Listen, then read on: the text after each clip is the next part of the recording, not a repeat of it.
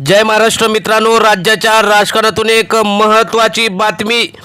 धनुष्यबाणावर मोठा ट्विस्ट तर शिंदेंना जोरदार धक्का. उद्धव ठाकरेंना सर्वात मोठा दिलासा मिळणार. शिंदेंना नवा पक्ष आणि नवं चिन्ह घ्यावं लागणार. 16 आमदार अपात्र होणार. नेमकं काय झालंय ते आपण सविस्तर बघणार आहोत. चॅनलवर जर तुम्ही नवीन असाल तर चॅनल सबस्क्राईब करून बेल आयकॉन प्रेस करा. आपण सुरुवात करूया की नेमकं काय झालेलं आहे. व्हिडिओ शेवटपर्यंत बघा आणि नक्कीच व्हिडिओ लाईक करा. राज्याच्या राजकारणात पुन्हा एकदा मोठा राजकीय भूकंप होण्याची चर्चा रंगू लागली आहे. शिवसेना पक्ष आणि धनुष्यबाण चिन्हावरून सुरू असलेला संघर्ष आता नव्या टप्प्यावर पोहोचला आहे. शिंदे गटातील 16 आमदार अपात्र होण्याची शक्यता व्यक्त केली जात आहे. त्यामध्ये उदय सामंत, तानाजी सावंत, एकनाथ शिंदे तसेच प्रदीप जयस्वाल यांच्यासहित असे 16 आमदार अपात्र होण्याची शक्यता व्यक्त केली जात आहे.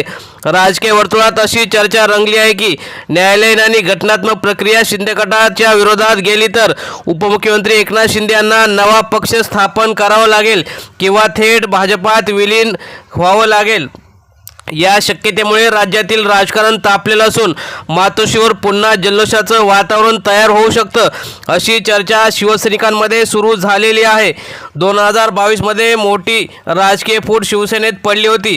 शिंदे यांनी मोठ्या संख्येने आमदार आणि खासदार हे गुवाहाटीला नेले होते.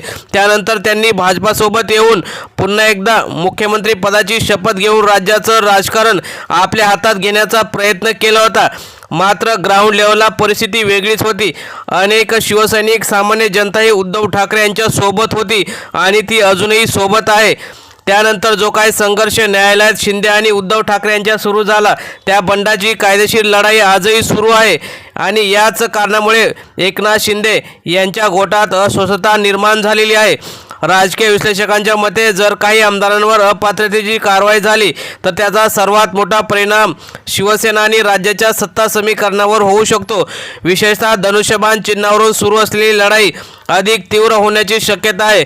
कारण पक्ष कोणाचा आणि चिन्ह कोणाचे हा प्रश्न अजूनही भावनिकदृष्ट्या शिवसैनिकांसाठी अत्यंत महत्त्वाचा मानला जातो.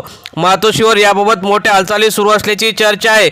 उद्धव ठाकरे नेते यांचे सातत्याने दावे करत आहेत की सत्य आणि न्याय यांच्या बाजूने आहे. शिवसेना ही बाळासाहेब ठाकरे यांच्या विचारांची मूळ संघटना असून जनतेची सहानुभूती ठाकरे कुटुंबासोबत असल्याचा दावा ठाकरे गटाकडून केला जात आहे.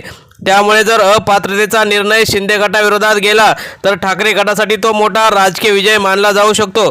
दुसरीकडे शिंदे गट मात्र पूर्णपणे आत्मविश्वासात असल्याचं दिसत आहे. सरकार स्थिर असून आम्हाला काहीच होणार नाही, त्यामुळेच आमचीच खरी शिवसेना असल्याचं शिंदे गटाचे नेते सांगत आहेत.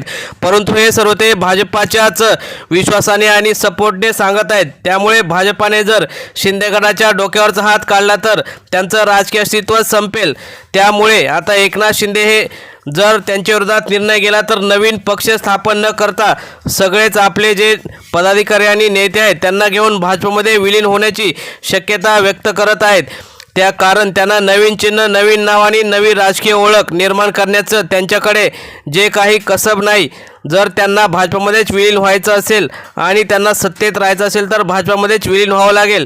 तर उद्धव ठाकरे यांना शिवसेना पक्ष आणि धनुष्यबाण मिळण्याची शक्यता जास्तीत जास्त व्यक्त केली जात आहे. मित्रांनो, तुम्हाला काय वाटतं, शिवसेना पक्ष आणि चिन्ह हे कोणाला मिळावं, उद्धव ठाकरे की एकनाथ शिंदे? कमेंटमध्ये जास्तीत जास्त तुमच्या नेत्याचं नक्की नाव लिहा.